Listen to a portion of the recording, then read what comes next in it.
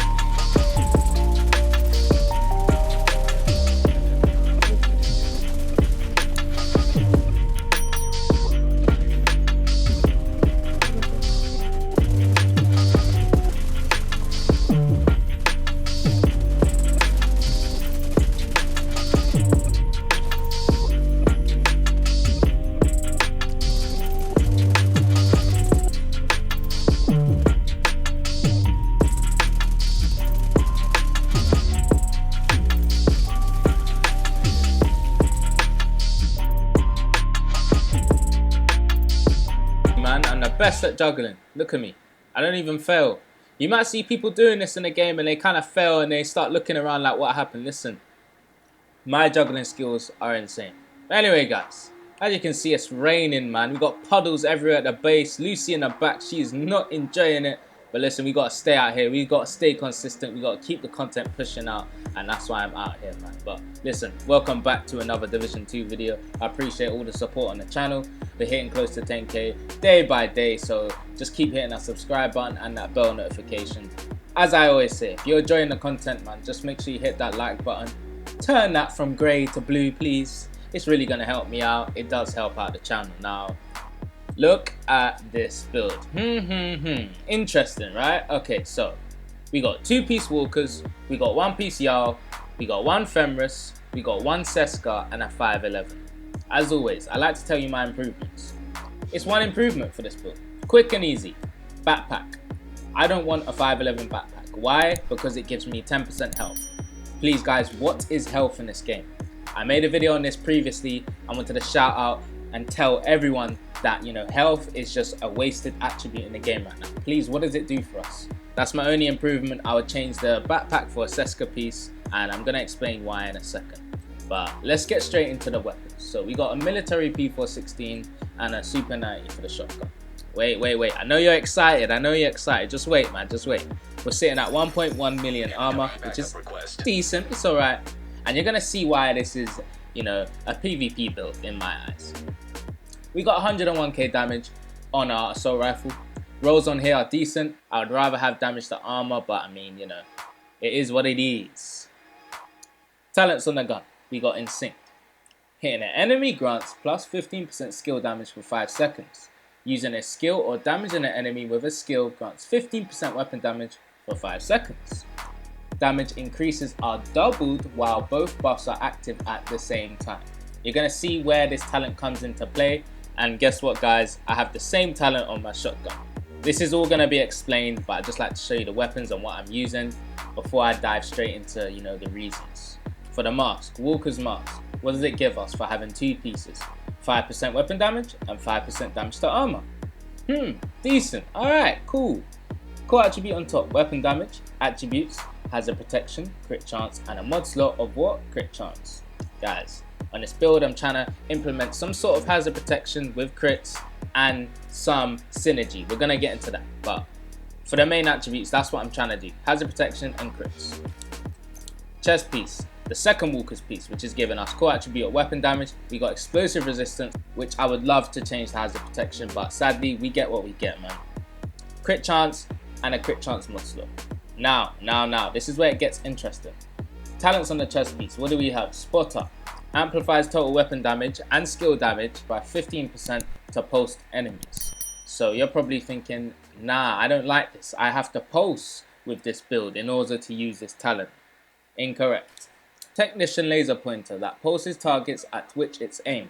Underbarrel attachment for long rails. So as you can see, this is what I'm using. This is what's going to pulse enemies. I don't have to use skills to pulse or anything. I just aim at the target, aim at the person, and it's going to pulse them, which is then going to proc spotter. So that's important, guys. If you're using spotter, I would suggest you to just use technician. There's no point in waiting for the cooldown on a pulse and all that, and then your range might not get them, and it's just not going to work, especially if you're on PvP. So that's just a quick tip, and that's why I'm using spotter. Of course, that's going to synergize together with INSYNC. Why? Because we're getting an extra 15% weapon damage to pulse enemies and skill damage. So when I aim at someone, I'm going to be getting that.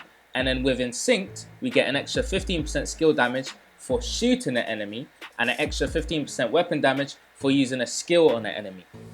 Also remember, guys, the damage increases are doubled when both buffs are active at the same time. Now you must be asking, how do I do this? I have a skill here, the striker drone. The striker drone literally just shoots an enemy. So I just pull this up, I press L1 or whatever button you are on whatever platform. Just make sure it's aimed at the target, it's gonna fly towards them, it's gonna shoot them. And when it's shooting them, you're gonna proc INSYNC, and both buffs are gonna be doubled if you're shooting with your weapon. Now, on top of that, we got spotter. That is all synergizing together. We're gonna be doing tons of damage. And I wanted to do it this way because I did find it really creative, going towards, you know, spotter, a talent that we don't all use, and INSYNC, that's like right now is really good in PvE, but I wanted to show you guys that in PvP it works as well. So yeah, that's the main parts of the build, guys. I really do enjoy it. Now for the holster, Seska holster, what's it giving us? 10% crit chance. That's what we need. Weapon damage on top, hazard protection, and crit chance. Now you might ask, why am I going just for crit chance and not crit damage? In my opinion, the more crits you have is the better, because say if you have 35% crit chance and 150% crit damage, you're not going to be hitting your max potential of them crits. However, if you're at 60% crit chance and 150% crit damage, then it makes sense, because you know you're going to have a lot of crits and you're going to be hitting the max potential, because 60% is the max. But of course, on a build like this, we can't have high crit damage, especially if we're going for two certain things and trying to synergize certain talents together. It's just not going to work as well. So knee pad, Fenris knee pad, what does it give us? 10% assault rifle damage, and the main gun I'm using is an AR, so that's why I've gone towards this piece. Core attribute on top, weapon damage, attributes, crit chance, hazard protection. Glove, what does it give us? 10% hazard protection for having one piece. Core attribute on top, armor, I would like that to be maxed out, but it is what it is. Attributes, we got 10% hazard protection and crit chance. I just want to say, guys, if you're going towards something like hazard protection or crit chance or crit damage and you're re-rolling it, guys, just try and make sure you got the max attribute of that stat. So backpack, as I said at the start, I would change this to a Seska piece to get an extra 10% hazard protection. Having 2-piece Seska, that's what it's going to give you. So of course I would rather have that, but man, I couldn't find any other pieces and I gotta be farming and farming and farming. I just wanted to get this build out for you guys, and yeah, that's my improvement. So if you want to make this build, just make sure you got that Seska backpack or whatever 2-piece Seska you can use. So core attribute, armor. Attributes here, instead of crit chance, we got crit damage just to help us a little bit, and we got hazard protection. For the mod slot, we got burn resistance. Now, talent on the backpack, versatile. Now, most of you guys know what versatile is now, so yeah, as soon as we swap in these weapons, we're going to be getting extra damage depending on what weapon we are using. But yeah, as you can see, this build is much different to what you're going to be seeing in PvP. I just wanted to change it up, be a little bit more creative, and for the two skills we are using, the striker drone, like I said, which is going to help towards spotter and INSYNC, and then when using the riot foam. As I said in my last build, it's foam or get foamed. A lot of people are using foam. If they're not using a foam, I'll switch to my decoy. If they're using a foam, I'll switch to my foam. That's what is Vibes doing to my phone right now? He's getting blocked. I'm leaving PV up. Anyway, as I said, guys, riot foam, striker drone, and if people are not using the foam, I'd use my decoy. But that's it for the skills, and let's get straight into the stats. So, we got 60% crit chance. That's what we need. On a build like this, we want to be hitting our max potential, and I know the crit damage is very low. Listen, I ain't never been at this low for the crit damage, but guys, you can change it up. You can, change your attributes to crit damage instead of crit chance, but as I said, I just want to be hitting my max potential, whatever it is, whatever the number is. I just want to be getting the most out of it. So, a build like this, we're not trying to get a lot of crits anyway, so I just want to put that across as well. But yeah, man, let's get into the hazard protection. As you can see, hazard protection, I'm sitting at 68.5%. And you must be thinking, yeah, but why are you not 100%? This is not a full hazard build. I didn't want to make it towards that because I recently just made one. But I just wanted to, make a build that has hazard, damage to armor, and some sort of synergy going around the build. We got a lot of talents and things to proc on this build, and that's what I wanted to put out there. Also, guys, we got some stuff coming up. We got, the buff towards the striker drone, which is a 38% buff. The devs did say in that state of the game, but they also mentioned that skills are going to be easier to destroy. So if we have, skills that do a lot of damage, they can be easily destroyed now. Apparently, that's what they said. I'm not too sure, but a build like this might be working much better when that patch releases, because, you got the striker drone, you got all that stuff. On top of that, guys, me thinking now, I could even use, the booster hive, because when the patch does come out, they said there's going to be hazard protection added to this skill. And I think they said at tier 0, there's going to be 20% hazard protection. We have one skill tier, and that's helping us with the damage on the striker drone, and it's going to help towards our skills. So remember that. I could be hitting at more hazard when that patch comes out. If it's all correct and it stays what they stated, guys, this build just might be it. And I will be posting an updated version when the patch drops. And I need to explain just one thing. If you guys are wondering why I got one skill tier, it comes from the technician specialization. Let's just go to the tree, man. So, some of you guys can see, because I do think I need to start doing that more often. Let's go to the technician tree. As you can see here, it gives us +1 skill tier. So that's where I'm getting my skill tier from. It's good as well. We got +10% skill damage. So as I said, that's going to help in PvP, especially in that new patch, man. I'm really excited for that patch. I'm happy to see what they're going to bring us. SMGs, take that off. We want to put the shotgun damage because we're using a shotgun. Shotgun and assault rifle damage.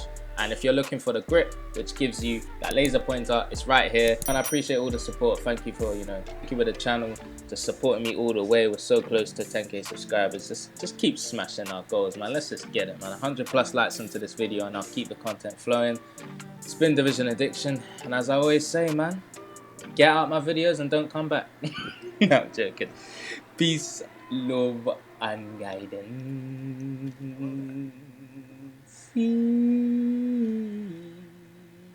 Okay, goodbye now. You can come off my video now.